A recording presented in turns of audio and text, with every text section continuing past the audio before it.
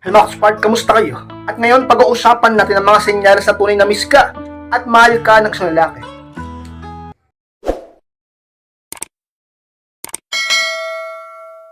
At kung handa na kayo po tayo, at muli, be inspired!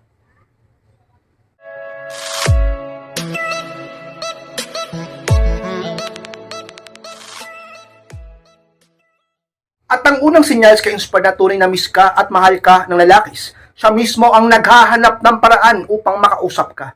Yan ang unang senyales ka-inspired na lalaking yan ay mahal ka at namimiss ka. Alam nyo mga ka-inspired, kapag ang isang lalaki ay talaga namang walang ginagawang paraan upang makausap ka, ibig sabihin lang yan, hindi kanya lubos na mahal. At hindi siya ganun kaseryoso sa'yo. At huwag kang maniniwala na namimiss ka niya kapag hindi siya nagagawa ng effort para makausap ka. Ang problema kasi sa inyong lahat, sinasanay nyo ang lalaki na ikaw lagi ang gumagawa ng paraan upang magkausap lang kayo. Sabi ng iba, ka-inspired, ganun ko kamahal ang boyfriend ko. Ganun ko kamahal ang asawa ko. Ganun mo siya kamahal. Pero bumababa ang halaga mo sa kanya dahil sa pinapakita mong yan. Hayaan mo siyang mag-effort para sa'yo. Hindi puro ikaw. Kung magmahal ka, dapat sakto lang. Huwag mong ibubuhos lahat. Pero hindi ko sinabing hindi ka mag-effort. Hindi ko sinabing hindi ka gumawa ng paraan. Pero huwag laging ikaw at huwag naman sobra. Hayaan mo siyang magpakalalaki. Ang lalaki kapag gumagawa ng paraan upang makausap ka, mahal ka niyan. Ang lalaki kapag gumagawa ng paraan upang talaga naman magkaroon kayo ng komunikasyon, miss ka niyan. Seryoso yan sa'yo pagka ganyan. Pero pag paputyo-putyo yung mga effort niya, at okay lang sa kanya kahit na hindi kayo magkausap o matagal kayo hindi magkausap, nagkukunwari siyang nauunawaan niya, pero ang totoo, ang tunay na nagmamahal na lalaki, hindi uso yung palaging una-unawa. Magagalit yan pag di kayo nag-uusap. Dahil mahal ka niya. Kaya sabihin ng iba kayo, di naman kasi ako nauunawaan ng boyfriend ko, hindi ako nauunawaan ng asawa ko. Inuunawa ka nun, pero namimiss ka lang talaga niya. Kaya nga nagtatampo eh. Kaya nga nagagalit eh. Kabahan ka kapag wala siyang pakialam sa'yo. Kabahan ka kapag wala siyang pakialam kahit hindi kayo magkausap. Kabahan ka kapag hindi siya gumagawa ng paraan upang magkaroon kayo ng komunikasyon. Maging masaya ka kapag siya ay nagtatampo kapag hindi ka niya nakakausap. Maging masaya kapag siya ay nagagalit kapag hindi kayo nagkakausap. Maging masaya ka dahil mahal ka niya pag gaganon. Gagawa siya ng paraan sapagkat namimiss ka niya. Isa sa mga sinyals na mahal ka niya. Ka-inspired. At pangalawang sinyals ka-inspired na tunay na miss at mahal ka na lalakis. Naaalala niya palaging maliliit na bagay tungkol sa iyo. Yan ang pangalawa ka-inspired. Isipin ng iba ka-inspired. Napakadali lang naman yan. Alalahanin yung mga maliliit na bagay tungkol sa akin. Hindi lahat na lalaki ganyan.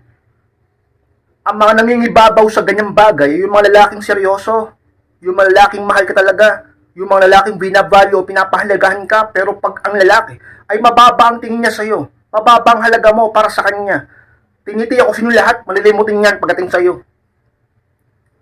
Hindi yan nakafocus ng 100% sa'yo, at ang atensyon niya ay hindi laging sa'yo. Baka may iba pa siyang iniisip, ewan ko kung ano, o kung sino. Alam niyo, pag mahal ka ng lalaki, mahal ka niyan. Lahat ng sinasabi mo, lahat ng tungkol sa'yo, gusto niyang malaman, gusto niyang tandaan. Dahil yun mismong sinasabi ng puso niya, hinahanap-hanap ka niya. Interesado sa'yo sapagkat mahal ka niya. Ka-inspired. Pag ang boyfriend mo o mister mo ay gumagawa lagi ng paraan upang talaga namang mas makilala ka, ay mahal ka niyan. At ang mga malilit na bagay patungkol sa'yo, kahit mismong ikaw ay nagugulat, bakit alam niya pa, ay mahal ka niyan. Ibig sabihin lang yan, ka-inspired, isa rin yan sa mga naiisip niya kapag namimiss ka niya. Isa yun sa mga sinyales, ka-inspired. Pangatlong sinyales, ka-inspired, na tunay na miss at mahal ka na lalakis. Gusto niyang malaman palagi kung kamusta ka. Yung pangatlo, inspired. Kapag lalaki lagi ang kinakamusta, at ikaw na mismo ang nakukulitan sa kanya, palagi siyang ganyan sa iyo. Ibig sabihin lang yan, ka-inspired, na lalaking yan ay palagi kang naiisip. At tunay na mahal ka at namimiss ka. Buti nga ganyan eh. Yung ibang babae nagrereklamo, kulit-kulit ng partner ng lalaki, chat ng chat, text ng text, call ng call. Buti ka nga eh, ganyan yung lalaking mahal mo sa'yo eh. Yung partner ng lalaki sa'yo, buti nga ganyan sa'yo eh. Eh yung iba, kung malalaman mo lang, para silang namamalimos ng oras sa boyfriend nila. Yung iba, para silang namamalimos ng pagtingin sa asawa nila. Kaya huwag ka magreklamo kung napaka-needy o demanding na lalaking mahal mo sa'yo sapagkat isa lang yung ibig sabihin lang yan, may halaga ka sa kanya. Mahal ka niya, naiisip ka niya, namimiss ka niya. Diba, lagi kang kinakamusta. Appreciate mo yun, i-treasure mo yan. Ka-inspired dahil hindi mo alam kung hanggang kailan siya ganyan. Dapat mo yung pahalagahan. Dapat mo yung sulitin at mahalin siyang lalo kapag kaganyan siya. Ka-inspired. Isa yun sa mga sinyals na lalaking yan ay namimiss kang tunay at mahal kang tunay. Ka-inspired.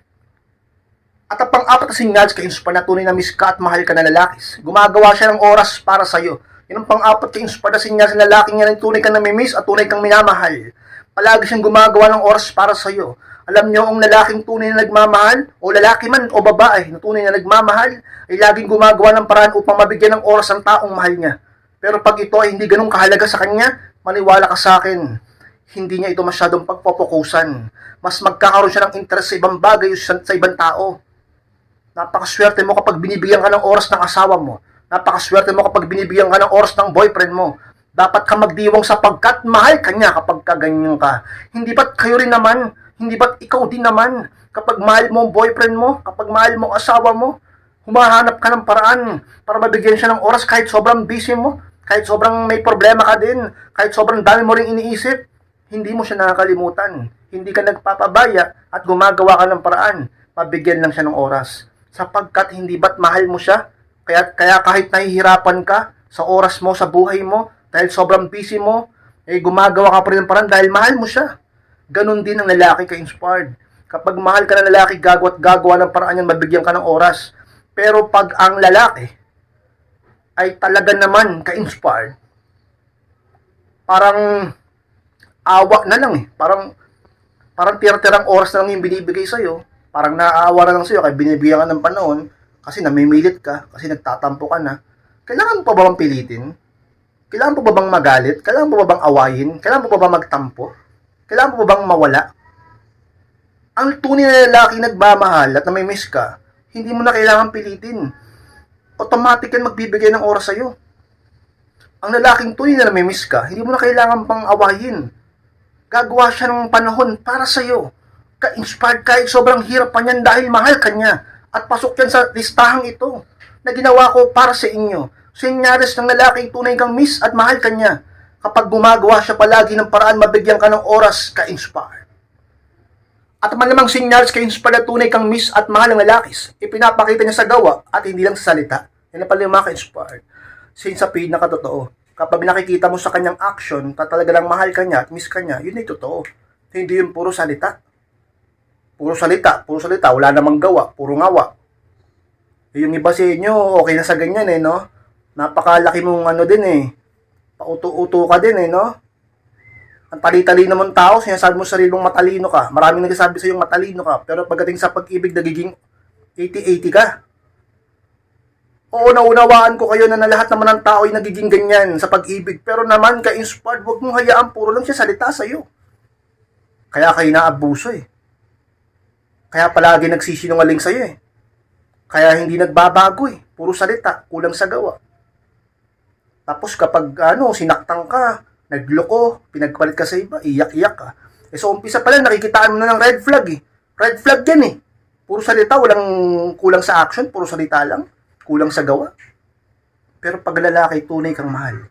Pag ang lalaki, lagi kang namimiss at naiisip, talaga naman tinitiyak ko sa inyong lahat ka-inspired. Lagi siyang merong pinapatunayan sa kanyang gawa. Nag-e-effort siya. Pinupuntahan ka sa trabaho, sinusundo ka sa eskwela, kung nag-aaral ka pa, talaga naman biniregaluhan ka, binibigyan ka ng oras, binibigyan ka ng panahon. Lagi naglalambing sa'yo, inuuna ka, pinapriority ka, mas minamahal ka niya ngayon. Talaga naman pinapakilala ka sa magulang niya, at talaga naman kahit matagal na kayo, iniintindi ka niya. Hindi siya sumusuko sa mga problema, kahit may pagsubok ay pinaglalabang ka niya. At iba pa ka-inspired. Kapag ganyan ang lalaking mahal mo sa'yo ang partner mo, ay tunay kanyang mahal. At lagi kanyang namimiss panigurado. Ka-inspired. Pang-anim senyales ka-inspired na tunay kang miss at mahal ng lalakis. Kapag nagkakalayo kayo, ay sinusubukan niyang ayusin ang connection niyo. Yung pang-anim ka-inspired at pinakahuli. Alam niyo, ka-inspired, ano man ang mangyari, ano man ang maging sitwasyon, Kung ano man ang dahilan ba't kayo nagkalayo, nag-away man kayo o dahil sa trabaho, o dahil sa pamilya, o dahil sa negosyo, kung ano man dahilan ba't kayo nagkalayo, lagi niyang sinusubukan at ginagawa ng paraan na ayusin ang connection nyo, magkaroon kayo ng komunikasyon, magkausap pa rin kayo, hindi kayo matapos, hindi kayo magkasira. Hindi siya nagpapahadlang. Lagi kanyang ipinaglalaban. Lagi siyang kumakapit sa inyong relasyon. Kahit magkalayo kayo, kahit lumayo ka man sa kanya, o mapalayo ka man sa kanya, andyan pa rin siya sa inyong relasyon. Mahal ka pa rin niya. Di ba pinagpapatuloy niya pa rin kung anong nasimulan nyo. Tinutuloy niya pa rin ang pag-iibigan nyo. Matibay pa rin siya sa inyong relasyon. Hindi siya nagbabago. Hindi siya lumalabo. Hindi siya nanlalamig. Ka-inspire, hindi siya lumalayo. Hindi siya naghahanap ng iba. Ikaw pa rin. Napakaswerte mo pag ganyan ang partner mo. Na kahit magkalayo na kayo, ikaw pa rin ang mahal niya. Na kahit LDR man kayo ngayon, o naging LDR kayo, o long distance relationship, ikaw pa rin ang gusto niya. Ikaw pa rin ang nakita niya sa future niya. Hindi siya naghahanap ng iba, ikaw pa rin laman ng puso niya. Palagi ka pa rin yung namimiss, lagi pa rin siyang gumagawa ng paraan para sa'yo, nagbibigay ng oras sa inyo, at mahal ka niyan pagka ganyan, ka-inspired. Sana lahat kayo ganyan ang partner niyo, sapagkat pasok yan sa listahan ng lalaking yan ay tunay kang mahal. At siguradong lagi niyang namimiss, lalo't nagkalayo kayo, ka-inspired. Max-Pard, maraming salamat po sa pagtapos ng vlog na ito. Huwag pong kalimutan na mag-like, comment, and pakishare na rin ang video na ito upang makatulong tayo sa iba. At sa mga hindi pa po nakaklik ng subscribe, click nyo po yung subscribe, Max-Pard, click nyo po notification bell upang ma-notify kayo pag may bago akong upload. Sa mga gustong humingi ng payo, magpa-coaching, message lang po ako sa aking Facebook, yung profile pic sa FB. Kapag nakita yung picture ko na yan, message nyo ako mismo yung magre-reply sa inyo.